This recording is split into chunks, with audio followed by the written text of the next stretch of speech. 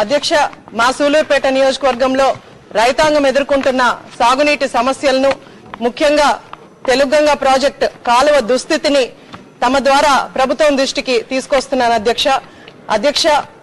స్వర్గీయ నందమూరి తారక రామారావు గారు ముందు చూపు కారణంగా ఇప్పుడు అటు నెల్లూరు, ఉమ్మడి నెల్లూరు జిల్లా, అలాగే చిత్తూరు జిల్లాలో సాగునీటికి దాదాపు 2,50,000 ఎకరాల వరకు సాగులోకి వచ్చిందంటే దానికి ముఖ్య కారణం తెలుగంగ ప్రాజెక్ట్ అధ్యక్ష.